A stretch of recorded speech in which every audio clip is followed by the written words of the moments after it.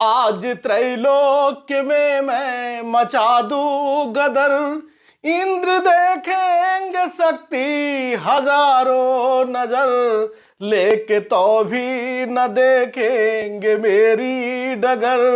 आज लेंगे भरत की खबर पर खबर, आज लेंगे भरत की खबर पर खबर। नमस्कार, मैं हूं डॉक्टर श्रीपति त्रिपाठी।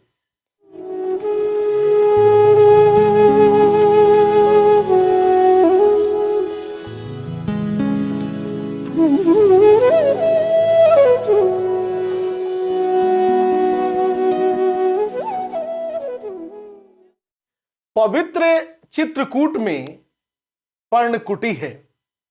राम, सीता और लक्ष्मण पर्णकुटी के सामने बैठे हुए हैं।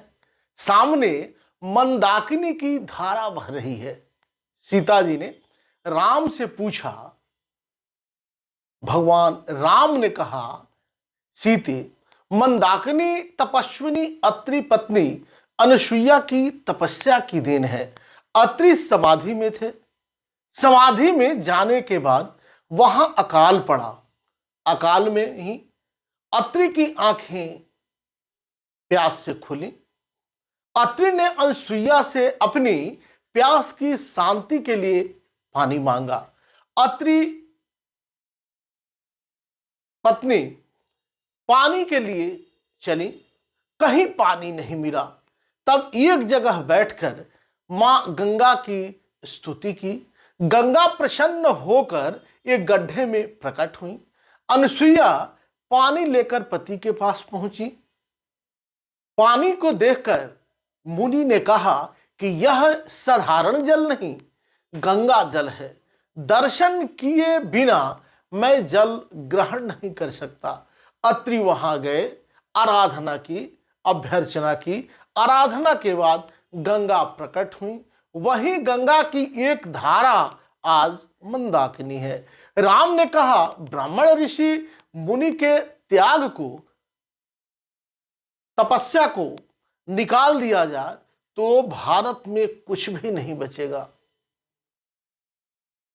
मगर धन्य थे अत्रि, जिन्होंने अपने प्यास को बुझाने के पूर्व लाखों की प्यास को बुझाने का व्रत लिया।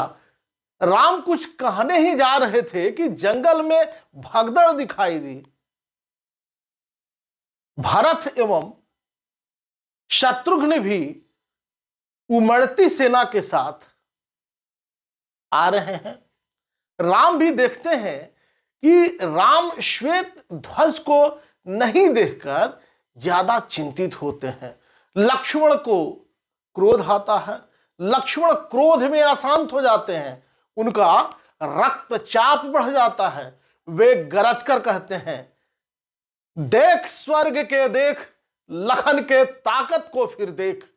देख कोदंड मम भुजदंड, देख प्रत्यंचा की टकार। देख स्वर्ग के देव, लखन की ताकत को फिर देख।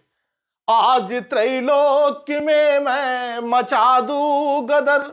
लखन जी कहते हैं और भगवान राम की तरफ इशारा करते हैं, आज त्रैलोक्य में मैं मचा दूं गदर, इंद्र देखेंगे शक्ति हजारों नजर, लेके तो भी न देखेंगे मेरी डगर। आज लेंगे भरत की खबर पर खबर, आज लेंगे भरत की खबर पर खबर। सब छोड़ राम घर से निकले, वन में तापस का रूप लिए। सब छोड़ राम घर से निकले, वन में तापस का रूप लिए। कुछ कास बिछाकर शयन किए, कुछ कहा नहीं सब छोड़ दिए। ऐसे भाई पर वार करे, वह भाई नहीं हत्यारा है। नानी माई के पानी पड़ा, यह कुल कलंक हत्यारा है। शत्रु को छोड़ता वह महानीच है, मित्र को जो दुखाता महाहीन है। आज मेरी परीक्षा समर बीच है, भरत भी जगत का महावीर है। शेष लक्ष्मण जी आकाश की तरफ उंगली दिखाते हैं और कहते हैं, शेष बचता रहेगा, बचाते रहे, आज वीरों से निःशेष धरती करूं, बढ़ चलूं तो दिखा दूं डगर पर डगर, सामने फिर नहीं हो अगर वो मगर, सामने फिर नहीं हो अगर वो मगर। राम लक्ष्मण के क्रोध को शांत करते हुए कहते हैं, लखन भरत पर विश्वास रखिए, भरत को मैं जानता हूं, वह कभी ऐसी नीच बात सोच ही नहीं सकता, वह कभी हम लोगों पे आक्रमण कर ही नहीं सकता। जल्दीबाजी में किया गया कोई भी काम हृदय में जीवन भर कांटों की तरह चुभता है। लखन भाग्य पर विश्वास कर, क्रुद्ध सौमित्री छोड़ो, भाग्य होता है महा, राजगद्दी पड़ी थी नजर था जहां, भाग्य ने फिर पलटकर किया क्या नहीं, भाग्य रेखा सही फिर और कुछ नहीं। इस पर लक्ष्मण जी ने भाग्य पर विश्वास करने वालों को ललकारते हुए कहा है, भाग्य भाग्य कायर कहता है, लखन आज कहते हैं, भाग्य भाग्य कायर कहता है, लखन आज कहते हैं, पर्वत काट काट कर वीर पर्वत पर चलते हैं, भाग्य भाग्य कायर कहता है, पुरुषार्थ वीर दिखलाता है, पर्वत काट काट वीरों ने दुर्गम पर मार्ग बनाया है, भाग्य भाग्य कहने वालों पर लोग दया करते हैं, दया प्राप्त कर मानव जग में सदा हीन बनते हैं, भाग्य भाग्य कहने वाला कायर ही बन जाता है, बालू पीस पीस कर कायर भाग्य भाग्य चिल्लाता है। इस पर राम ने कहा, लखन मेरी राजगद्दी की सारी तैयारी पूरी हो गई थी, भरत अयोध्या से दूर ननिहाल में था, गुरु वशिष्ठ ने मुहूर्त निकाल दिया था, माता कौशल्या ने मंगल पाठ करवा दिया था, देखते देखते एक क्षण में सब उलट गया। लखन जो मनुष्य चाहे वह नहीं हो और जो नहीं चाहे वह हो जाए, यही भाग्य का खेल है। हंस कर राम पुनः कहते हैं, क्या कहते हैं, हंस कर राम पुनः कहते हैं, लखन ठंडा मन सोचो, गद्दी देने वाले अवध के राजा पर भी सोचो, इंद्र के होके सहायक रक्षण न अपना सके, भाग्य के अतिरिक्त इसको और अब हम क्या कहें, इसका विधान सचमुच समझ में आता नहीं, क्या दिखाता क्या कराता देख लो आंखें सही, प्राण दे के भी कर दो, देखिए कितनी अच्छी कविता है, प्राण दे के भी कर दो महल पर महल। आज देखिए माँ बाप जो है अपना संपूर्ण जीवन बच्चों को दे देते हैं और बच्चे जो है बिना कुछ सोचे बोलते हैं कि मेरे पिताजी ने मेरे लिए क्या किया। देखिए यह कविता कितनी सुंदर है और उन लोगों को, वैसे बुजुर्गों को सादर समर्पित है।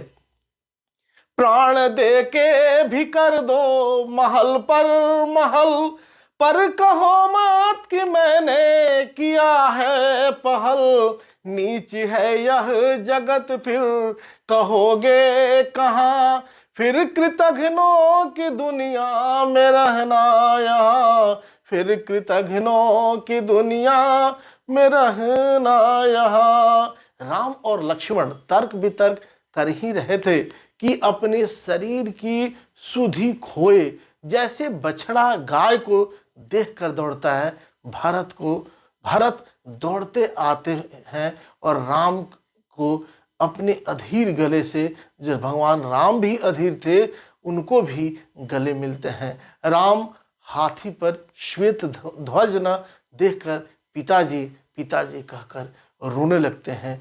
भगवान राम के आंखों में आंसू आ जाते हैं। वह आंखों में आंसू रखकर बोलते हैं कि पुलकित बदन भरत भगवान से, क्या कहते हैं, पुलकित बदन भरत भगवान से मील अधीर रोते थे, अकंठ से वाष्प से रुद्ध भरत के बोल नहीं सकते थे। रानी निकट पपीहे पी पी कहाँ कहाँ करते थे, कैकेयी निकट सर्प खंडले मोर नृत्य करते थे।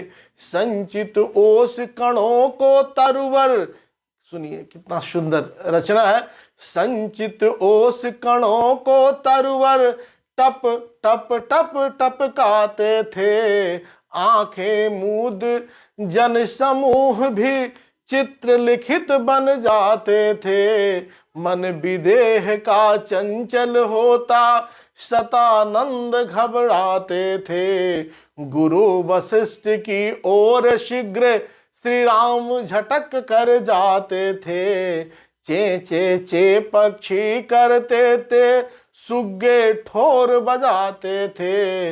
लखन और सीता राम को देख सभी रो जाते थे।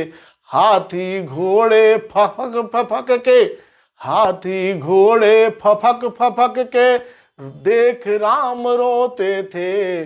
सूध गवाए जनक रो रहे, गुरु वशिष्ठ रोते थे। माताएं ऐसी रोती थी, धरती फट जाती थी। धरती की बेटी रो रो कर धरती पर गिरती थी।